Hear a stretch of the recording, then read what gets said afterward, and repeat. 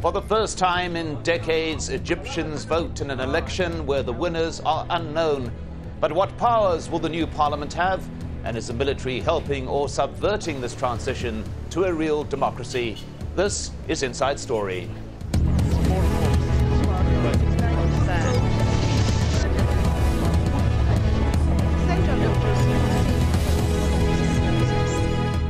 Hello and welcome to the special edition of Inside Story from Cairo. I'm Mike Hanna. Voting is underway in Egypt's first free parliamentary elections in 6 decades. Yet another stage in the transition that began when Hosni Mubarak was toppled in a popular uprising in February. This is the first of 3 rounds of voting to elect the lower house of parliament, a process that will take 6 weeks, followed in January by Shura or upper house elections. The polling follows days of unrest in which more than 40 people have been killed and thousands injured. The protesters in Tahrir Square and other parts of the country demanding that the Supreme Council of Armed Forces, Scaf, hand over power to a civilian government. Some arguing the elections themselves are tainted by ongoing military rule. Others insist the process is a way of restoring civilian authority. It's a society divided, as Mohammed Shakir reports. Even as the voting got underway, protesters continued to press their demand for the military to hand over power. Divisions are emerging among Egyptians in the past week of conflict over whether the country is on the right track. Some insist that they will not go to the polls while the army continues to rule. Despite the crisis, the elections remain the people's first taste of real democracy in more than 6 decades. But it's also the first test of whether they are able and willing to make the free choice that democracy demands. Here at the American University in Cairo, as elsewhere in the country, the debate about the military rule has been intense. But there is also a sense of optimism about the electoral process. I think that it'll take a good 5 years for something to really take hold and reestablish itself. And we're still left over with a lot of people that have worked for the last regime, and it's difficult to know how we can avoid that right now. I don't think that it's the culmination of the revolution, but I think that it's a good step towards having a better Egypt or a more democratic Egypt. This does not mean by any means that I'm not going to vote. Obviously, you can see me, I'm even encouraging people to vote. But this elections is by not by any means what we've been expecting after this revolution. It's a step, but what happened last week proves that this step is not enough. What's happening is that Tahrir is pulling in one extreme, and the revolution, the idealism of revolution, and the people in power are pulling in the other extreme. So what happens is rather than going very much to the right or very much to the left, we come up with a solution in the middle. And I believe that's politics at the end of the day. I feel like we're not respecting basic human rights, and so I don't know if the elections, I'm going to vote because it's my responsibility, but I don't know how effective they will be, honestly. The majority at this university insist that the elections are a critical stage in ensuring the success of the revolution and the only way out of the current predicament.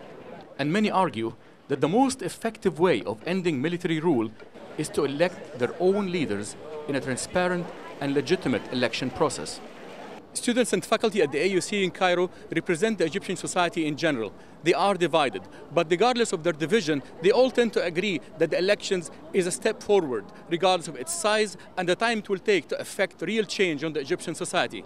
Mohammed Shakir for Inside Story at the American University in Cairo. Well, joining us now are our guests, Ezzedine Choukri Fishere, a novelist and professor of political science, Emad Mohsen, ex-media consultant to the Ministry of Transport, and one of the founders of the Silent Majority Movement, and Wael Khalil, activist and blogger. Thank you all very much for joining us. Ezzedine Choukri Fishere, a delay in the start of voting in many of the polls. This type of logistical problem was expected, was it not? It was expected. I think the scenes we're seeing today from Cairo and elsewhere in the country are better than what many have expected about this electoral process. I think the long lines and the determination, the overwhelming desire of Egyptians to participate is heartwarming, actually. And for me, I see this as a sign of the victory of hope over reason. victory of hope, because it's obvious that everyone wants this to work. All those who spend hours online today want these elections to be the beginning of a genuine transfer of power to a civilian government. It is, unfortunately, not what is expected as an outcome of these elections, because the electoral process is flawed. It is unlikely that under these circumstances the outcome will reflect the diversity of the Egyptian people, and no one knows what the jurisdictions of this parliament are going to be.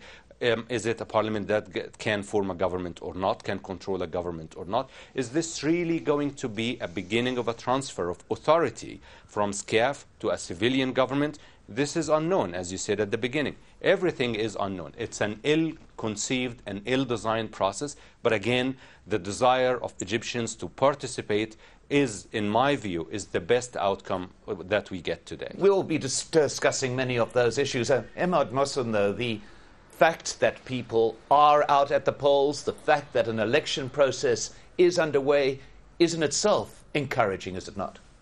I have to agree with that 100%.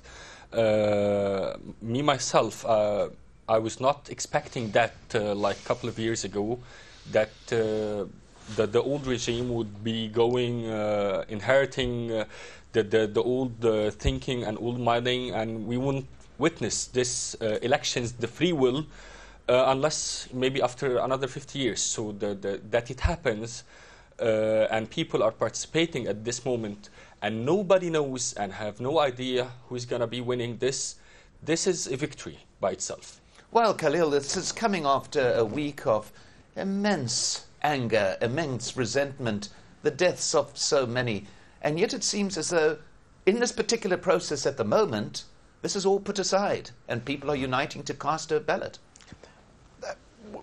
I think we're inventing a new revolution and a new way of doing politics. The anger of the people in Tahrir and other squares were legitimate, and it had some serious reasons, and it wasn't simply people are idealistic or anything. They have given Scaf the military council a long time. They've seen it acting as the old system and having a single ruler that knows the best, that can make no mistake.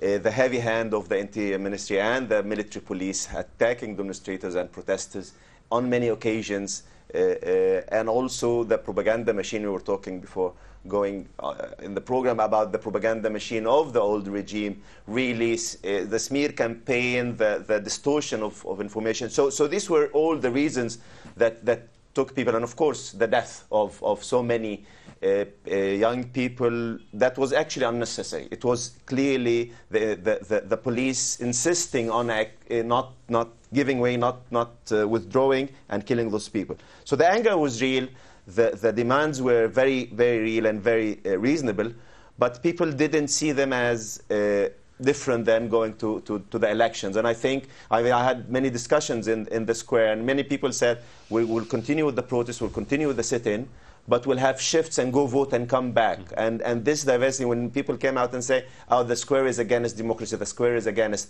elections, it's not true at all.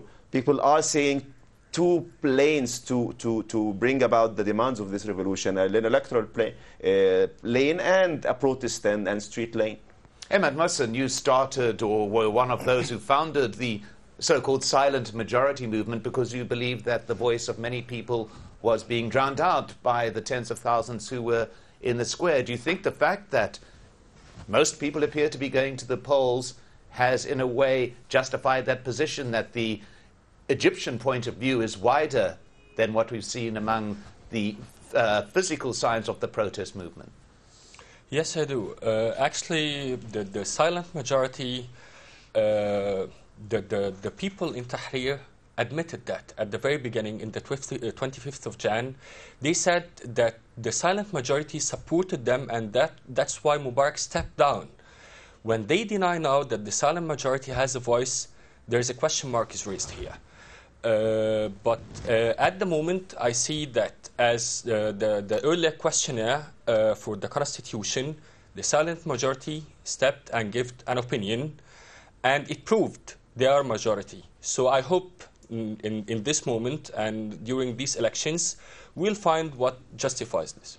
Ezzedine Choukri Fishere, this differences, these divisions within Egyptian society, how real are they? Are they the kind of divisions that one would expect in a country experiencing its first months of democracy, or is it something more deep-seated and more damaging to the long-term future of the country? I think both. I think the forces we have in the country are mainly three forces. You have those who brought about the revolution and who are driving this revolution. Those we can call them the Tahrir crowd. Those are the, I don't know how you would describe them, a minority or not, but those are the active ones who are actually take to the streets, put their lives on the line, and pay the price for change and make changes happen. The second force is around Scaf and the former regime and all those who usually cling to the authority, regardless of what the authority is. And those ones would use any argument in order to slow down change or even reverse it. The third is the Islamists, which is also have a foot here and a foot there.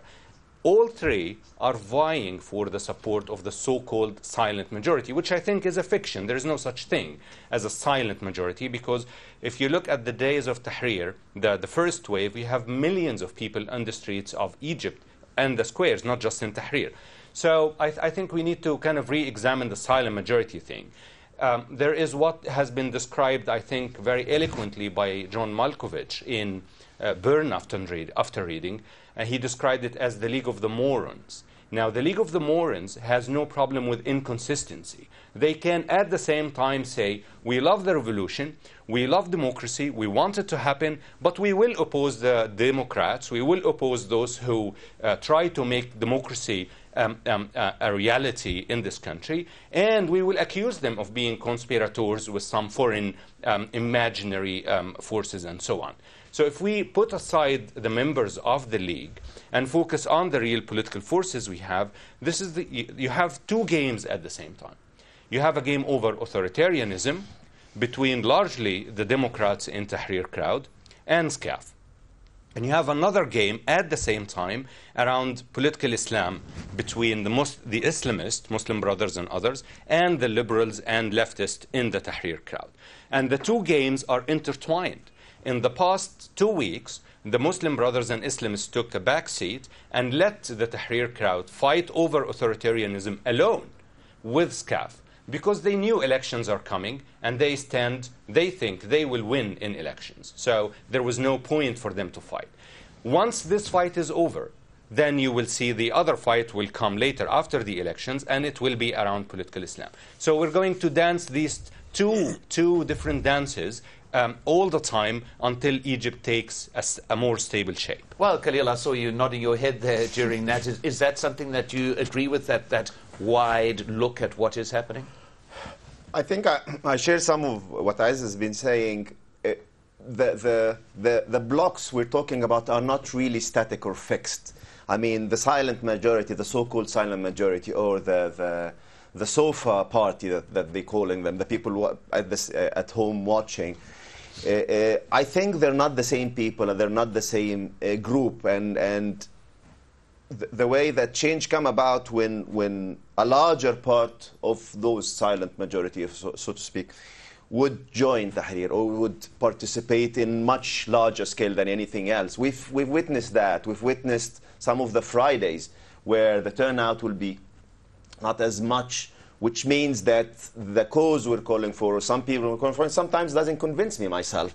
But sometimes, like last Tuesday and Friday, where people are really angry at the killing, where people are really angry at how Scaf are handling things, how Scaf are running the country, the emergence of the old authoritarian regime that is doing everything right, and anyone who's opposing it is actually a traitor, anything that. And many people who would think of themselves as a part of the silent majority would be in Tahrir, sleeping and joining the sit-in. So it's not really that divided. I think what we're fighting for is actually the support and approval of the wider Egyptians. Let's not call them the silent majority. Whoever wins that support will win. Whoever wins convinces this silent majority of the path we're talking about. And they are different paths, and they are intertwined, and people can vote and go on protest. The protest, I mean, the Brotherhood, many people think they have lost a lot, but not by not joining the protest, by abstaining from the protest, in anticipation of the electoral game. And many people, normal people who believe in elections, felt that this is too much opportunism. And they stand to lose some of the support in the election. So all the games, and I think if anyone in Tahrir comes and say, we have the absolute truth, we're wrong. We're not. Everyone is improvising. Everyone is trying to find out how to go. The thing is, we are not going to accept what the rulers are doing because they are part of the old regime. We don't trust them. Emad Mohsen, you formed specifically the silent majority movement because you believed that Scaf deserved your support, that the military was in fact the glue, the cement that is holding this country together through this transition movement. Is that still your view, despite it is what still we're hearing my from view, Tahrir? and I have to disagree with Dr. Ez. He said that there is no such thing called like the silent majority or whatever. Me, myself, I was a part of Tahrir Square until the 11th of February. Me and most of my colleagues in the silent majority movement, we participated in the 25th January revolution. We stood in the streets, we spent nights there, and we were asking for a revolution and for a change. That was our common target. But until the 11th of February, it had to stop. When the Scaf received, or actually took the authority in this country at that time, imagine a corruption for 30 years. And this is a transitional period. I don't see how people are thinking that Scaf would solve problems and corruption of 30 years in a transitional period.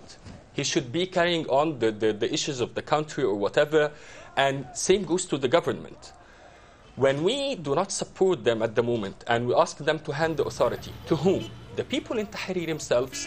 All the schemes that Dr. Ez mentioned himself, they are divided among themselves. I visited Tahrir a couple of times the last week, and I had little chats with some people. I did not hear a common answer. Well, what are your targets? What are your demands? What are you looking for? Everybody give me a different answer. Organize elections. Instead of wasting our time over 2 months in those fictive bodies, elections? Organize presidential elections today. Instead of this, I think it has organize a been presidential election, transfer power to it. If the concern of Scaf is, oh, I don't know who to transfer power to, organize elections, and the people will choose someone who will be in command. If you don't want to do this, and you want to go parliamentarian first or constitution or any of this, bring the political forces with you in the leadership. No one gave Scaf mandate for a monopoly over the interim period. No one wants Scaf to lead alone. And your silent majority is not so silent, given that you're here expressing that. So let's leave the majority outside the room, because they can then choose who they want through elections, as they're doing today. I just want to pick up on something that Emad Mohsen said there, and that was the difficulty of dealing with decades of corruption. But you were implying that the armed forces are, in fact, part of those decades of corruption, are you not? I think it's more complex. I mean, they were part of the regime, not necessarily from the corruption part, which is, I don't want to go there, but from the way government works. The government works from top down. The government works because someone in power knows what's best, knows the right thing to do. And everyone else is clapping for this person or thing. And actually, the legitimacy comes from top down and not from what you're doing. And I think the problem, of course, they were part of the corruption, but the problem is their handling of the interim period. And I give Emad what he's saying. And I think I'm one of the people who at first said, let's give them a chance. They are incompetent. This is too much for them. There is no really reason for continuing attacking protesters in the street or killing them. There are no reason. We're not talking about you didn't clear corruption, you didn't raise the economy. We're talking about the things, I think, the approval rating, if we have anything like that, for Scaf, have been declining, not because people are unreasonable, because people have exhausted their excuses for the credit they have has been just being exhausted. When you see those generals coming on TV and talking down to us as if they know what's best, and we're chasing. Let's just get a response from Emad on that particular point. The Dr. separation of the military from the process, the way in which they have distanced themselves, many believe, from the people. Okay, there are many things are going behind doors that we don't know about. Scaf are facing many threats.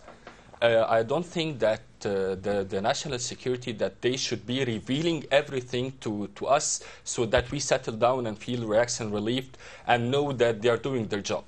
Dr. S said that the silent majority is silent no more because I'm here speaking. I'm here speaking after the 25th of November, after what happened in Abbasiyah.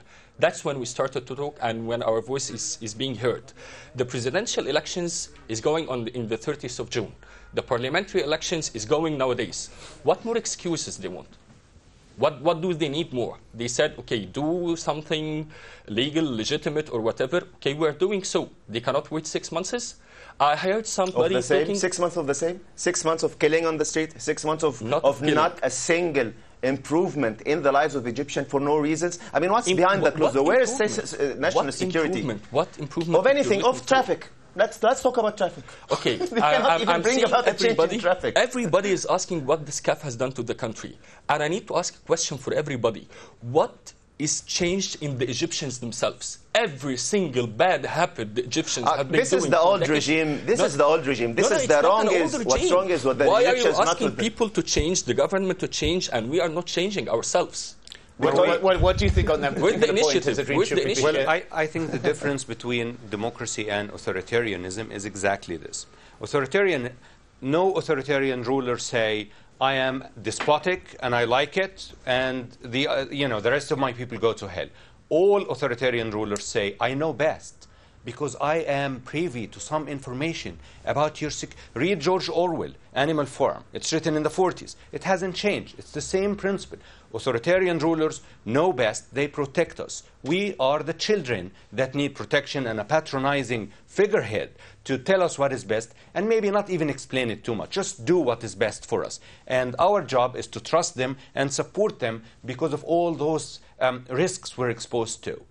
This way of thinking is over. It's dead. Egyptians have changed. Egyptians today in Tahrir Square are redefining what an Egyptian is, what an Arab is. It is no longer the old, submissive, docile Egyptian. But I think that Emad Mohsen would agree that that is also happening among Egyptians away from the square, would you not? That there is that change in the people? In Abbasiyah, yes. I saw them on TV saying, we are under the feet of the police and the military, and we will do... it's on record. You go and see it. And we will do everything to support them. And all we want is food and security. In Tahrir, and you find the same in Abbasiyah. You find people who say, we're sorry, President, and you find other people who do not support this. Abbasiyah was a center of protests of pro-Scaf forces. We're not going to control. Did you see in Abbasiyah someone saying, we want freedoms and rights? The point is, I have seen by my own eyes some people in Tahrir encouraging youth to attack the police. Why is that happening? Because the police is shooting at them. By the way, I want to tell you something that I hope makes a point of view much more clear. My own family, my mother and sister are supporting Tahrir 100%. And I am with the Scaf 100%. In one home. Fine? Yeah. So in Tahrir, I have many of my friends that I do respect, and I would do anything for them.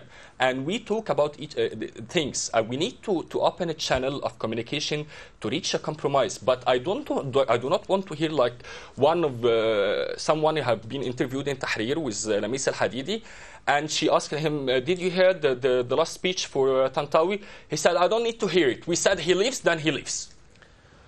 Who are you to say so? Well, it's a debate that's going to last for a long time, as is the voting going to be lasting for the next 24 hours. But thank you so much to our guests, Ezzedine Choukri Fishere, Emad Mohsen, and Wael Khalil. And thank you very much for joining us here on this special edition of Inside Story. Your thoughts and ideas are welcome. Please email them to us at insidestory@aljazeera.net. I'm Mike Hanna. Goodbye for now.